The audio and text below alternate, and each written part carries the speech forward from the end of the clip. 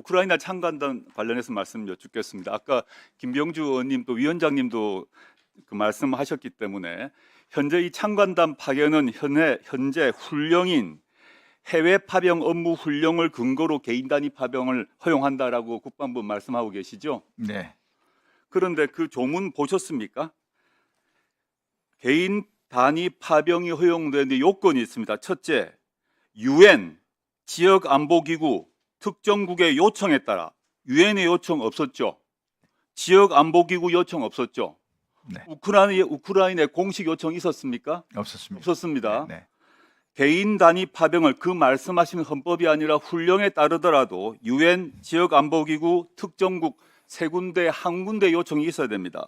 두 번째, 요청이 있다 하더라도 두 번째, 유엔 PKO 및 다국적 평화 유지 활동의 임무를 수행하기 위해서만 가능하다고 훈령이 되어 있습니다. 알고 계시죠? 근데 지금 아까 말씀하셨을 때 우크라이나 파병은 현행 해외 파병 업무 훈령 요건에 충족이 안 되는 것입니다. 이 얘기를 하지 않으시고 이 훈령 얘기를 하시면 안 됩니다. 훈령의 요건에 맞지 않기 때문입니다. 헌법은 말할 것도 없고. 그래서 지금 보면 지금까지 이 훈령에 따라 개인 단위 해외 파병했다고 하는데 목록을 한번 볼까요?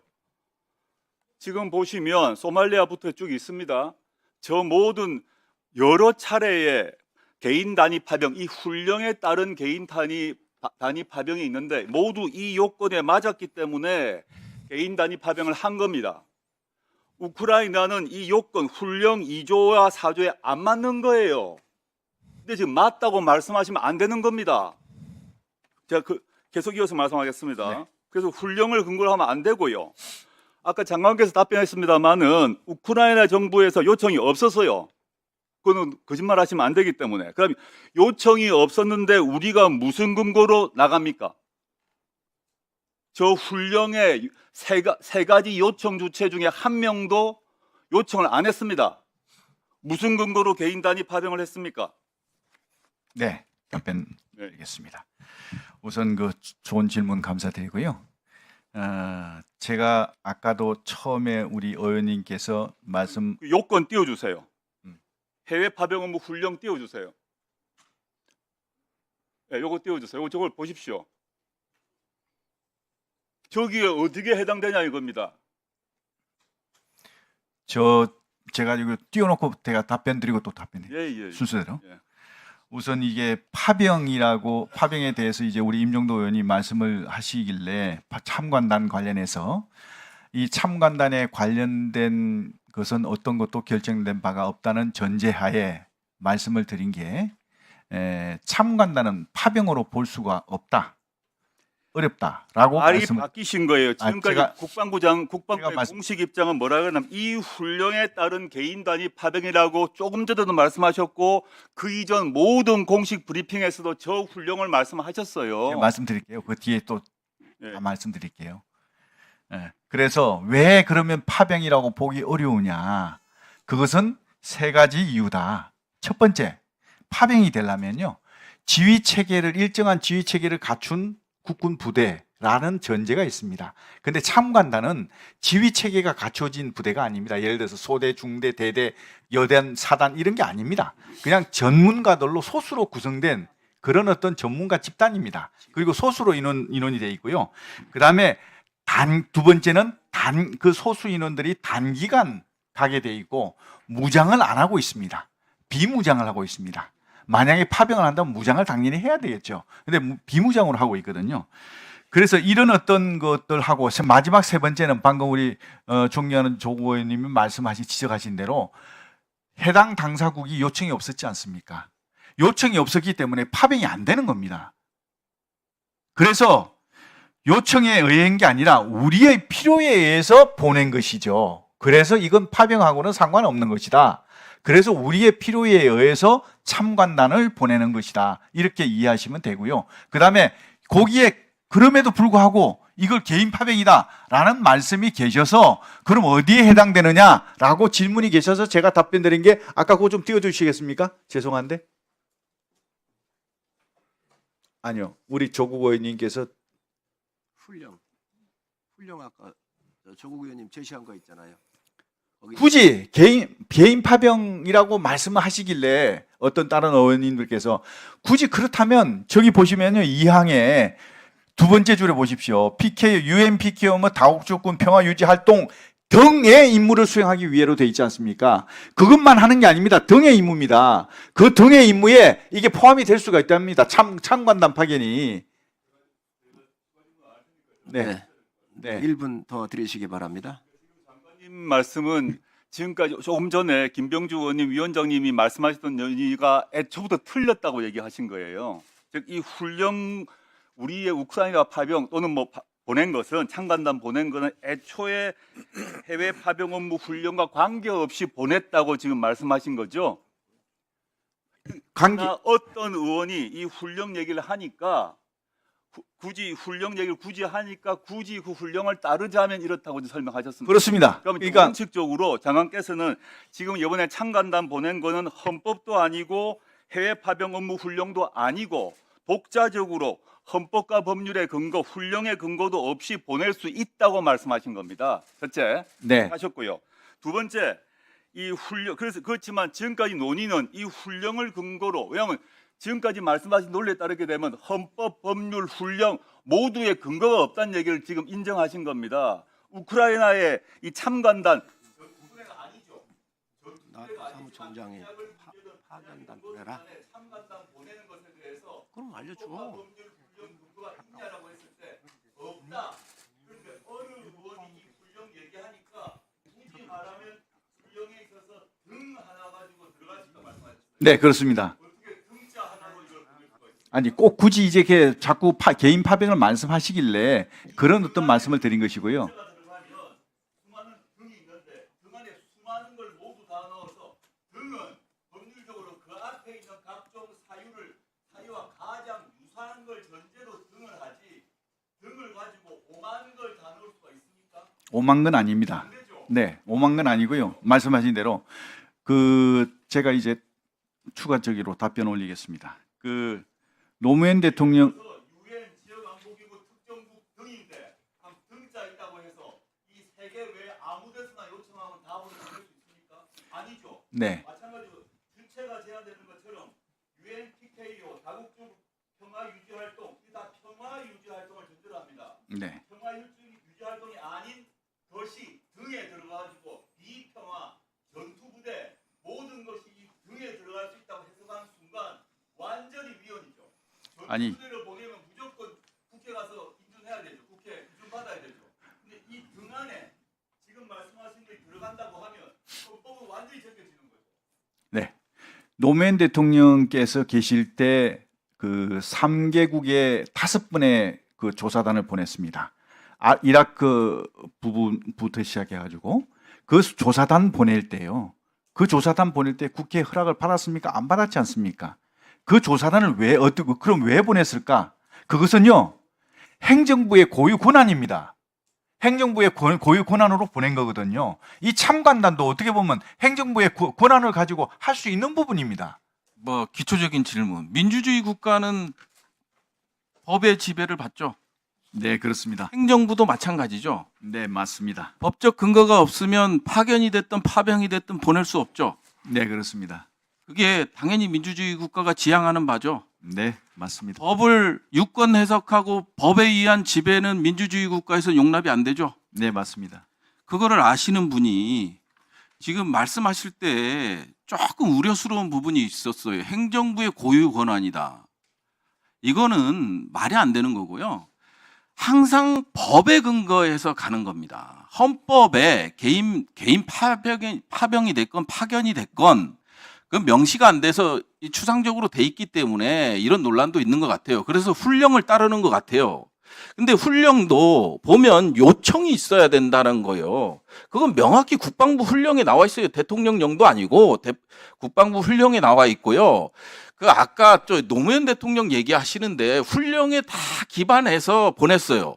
2002년 유엔 사이프러스, 유엔 아프간, 유엔 라이베리아, 유엔 부룬디, 유엔 수단, 유엔 레바논, 유엔 네팔, 예? 그 다음에 다른 다국적군 보실까요? 다국적군 여기도 다국적 연합 활동과 관련된 거요. 노무현 대통령 때 아프간 연합합동부대 아시죠? 참모부에 편성됐죠? 그다음에 아프간 연합사령부 참모부에 편성됐어요. 협조반과 참모부에. 이거는 훈령을 만들어 놨어요. 훈령을 만들어 놨기 때문에 그거를 따르는 거죠. 안 그러면 독재국가고 권위주의 국가고 대한민국이 바로 설 수 없는 거고요. 또 하나 말씀드릴게요. 파병과 파견의 차이를 두는 근거는 뭐예요? 지휘체계가 있고 뭐가 있고 막 열심히 말씀하시는데 이 말씀 자체도요. 위헌 소지가 있는 거예요. 그러다 보니까 명확한 근거를 이 파병과 파견의 차이가 어디에, 법조문 어디에, 뭐에 나와 있다. 이렇게 설명해 주시면 너무 간단한 거예요. 그렇게 설명도 못 하시잖아요. 그리고 행정부 독점적 권한이다. 취소하세요. 우리는 법의 지배를 받고 있는 거예요. 입법부가 국방부, 방첩사 불러서 설명을 듣고 예산 심의를 하고 견제를 하는 게 법적 근거 없이 돼요? 안 되잖아요. 아니, 장관님.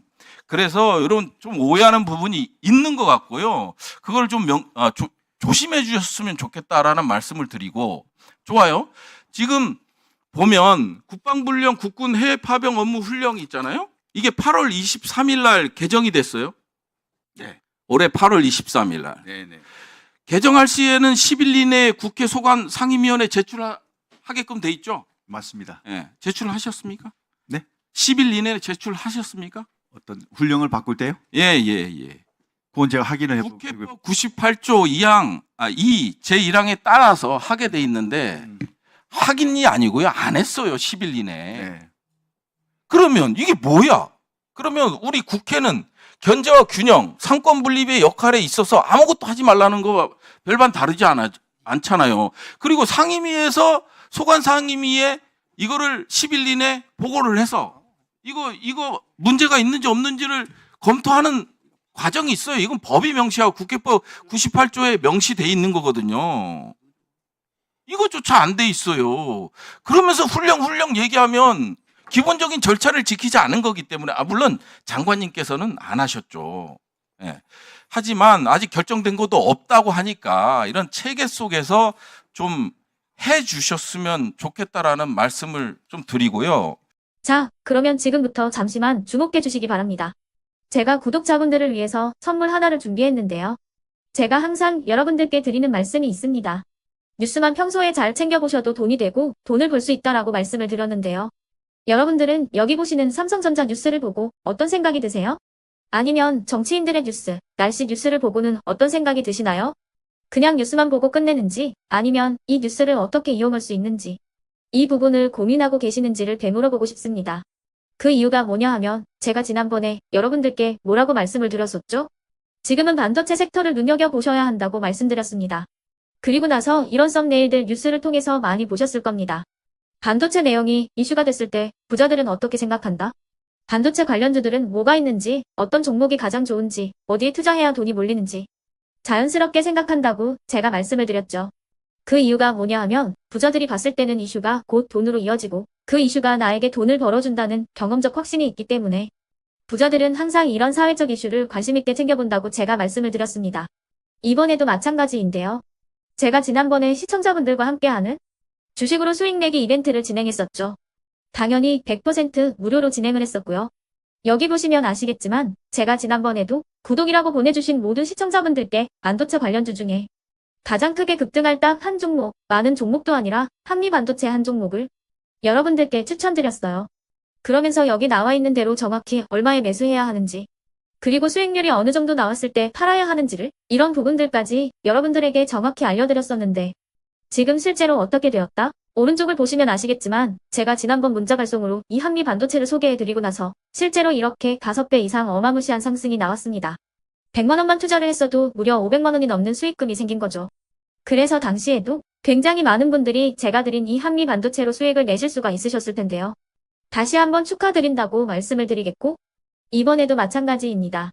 앞으로도 2024년, 2025년 계속해서 기대해볼 섹터는 AI입니다. 그 중에서도 AI 반도체는 그 누구도 부정할 수 없는 미래 성장 산업입니다. 그러면 우리가 어떻게 생각해 볼 수 있을까요? AI 반도체 종목 중에 앞으로 크게 대장 역할을 하면서 10배 이상 급등할 수 있는 텐베고 종목을 지금부터 열심히 추적해야 한다는 겁니다. 큰 돈을 투자하지 않더라도 월급의 일부분 아주 소액이라도 이 종목을 모아가야 수백 %의 수익률을 손에 쥘 수 있는 것이죠.